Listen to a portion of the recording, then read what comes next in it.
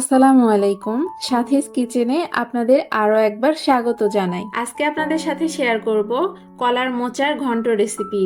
আর এই কলার মোচার ঘন্ট দিয়ে কিন্তু এক প্লেট ভাত নিমেষেই শেষ করে দেওয়া যায়। এই ঘন্টটি নিরামিষ অথবা আমিষ দুইভাবেই রান্না করা যায়। আজকে আমি আপনাদের সাথে শেয়ার করব নিরামিষ রেসিপি। আমি চেষ্টা করেছি সব ধরনের টিপস সহ শেয়ার করার। আশা করছি আমার আজকের এই রেসিপিটি আপনাদের কাছে ভালো লাগবে।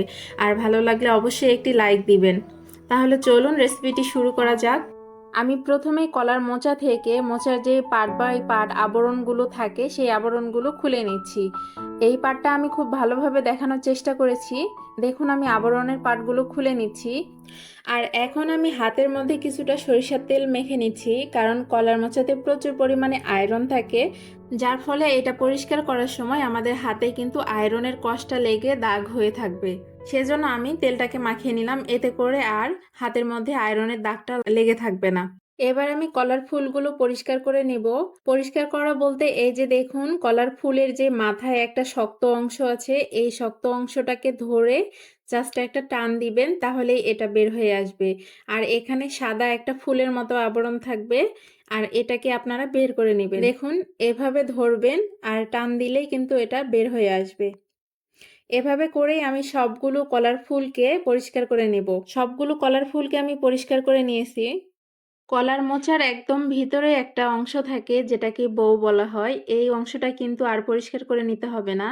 এটা সরাসরি কুচি করে কেটে নিলেই হয়ে যায়। তো এখন আমি কলার যে ফুলগুলো, এই ফুলগুলোকে কুচি করে কেটে নিচ্ছি। আমি কলার ফুলগুলোকে বটিতে কেটে নিচ্ছি। আপনারা চাইলে কিন্তু ছুরির সাহায্যেও ফুলগুলো কেটে নিতে পারেন। কলার মোচার ফুলগুলো কেটে নেওয়ার পরে এগুলা কিন্তু সঙ্গে সঙ্গে পানিতে ভিজিয়ে রাখতে হবে। তো আমি কলার মোচাগুলোকে কেটে নেওয়ার পরে পানিতে ভিজিয়ে রাখলাম। এখন আমি সবগুলো কলার মোচা ধুয়ে নিয়েছি। কলার মোচাগুলোকে ধুয়ে নেওয়ার পরে আমি একটা হাঁড়িতে নিয়ে নিছি রান্নার জন্য। আর আমি এখানে পরিমাণ মতো আলু কেটে দিয়ে দিলাম। প্রথমেই আমি একটা বড় সাইজের পেঁয়াজ কুচি করে দিলাম। এরপরে আমি 4টা কাঁচামরিচ মাঝখানে ফালি দিয়ে দিলাম। এরপরে দিয়ে দিলাম পরিমাণ মতো আদা বাটা, জিরা বাটা এবং রসুন বাটা। এবার দিলাম হলুদ গুঁড়ো আর দিয়ে দিচ্ছি পরিমাণ মতো মরিচের গুঁড়া। পরিমাণ মতো লবণ দিয়ে দিলাম আর একটা তেজপাতা মাঝখান দিয়ে চিড়ে দিয়ে দিলাম। আর এবার দিয়ে দিচ্ছি পরিমাণ মতো তেল।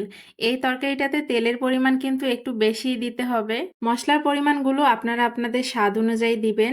আর এখন দিয়ে দিচ্ছি 1 কাপের মতো পানি। এই পানিটাতেই কিন্তু তরকারিটা সম্পূর্ণভাবে সিদ্ধ হয়ে যাবে।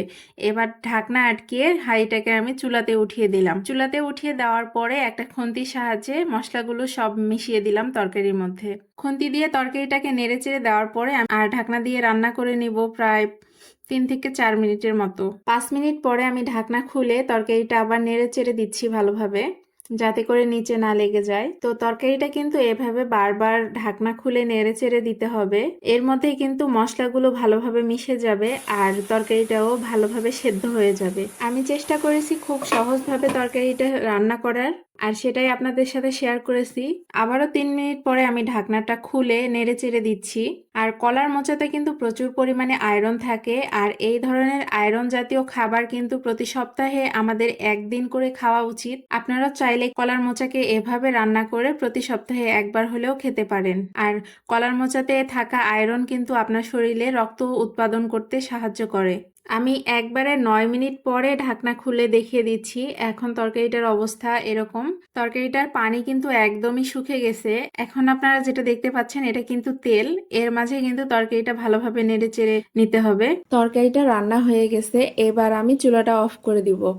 দেখলেন তো কত সহজে কলার মোচার এই তরকারিটা রান্না করা যায়। আপনারাও বাসায় এভাবে ট্রাই করবেন, আর ট্রাই করলে খেতে কেমন হয়েছে কমেন্ট বক্সে অবশ্যই আমাকে জানাবেন। কলার মোচাতে যেহেতু প্রচুর পরিমাণে আয়রন আছে, সেহেতু কলার মোচাটা রান্না করার পরে আলুগুলোর কালার কিন্তু কিছুটা কালচে হয়েছে।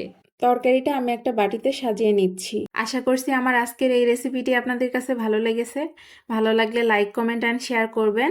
চাইলে চ্যানেলটিকে সাবস্ক্রাইব করে নিতে পারেন আরও নিত্য নতুন সহজ রেসিপি দেখার জন্য। সবার সুস্থতা কামনা করে এখানেই বিদায় নিচ্ছি। আল্লাহ হাফেজ।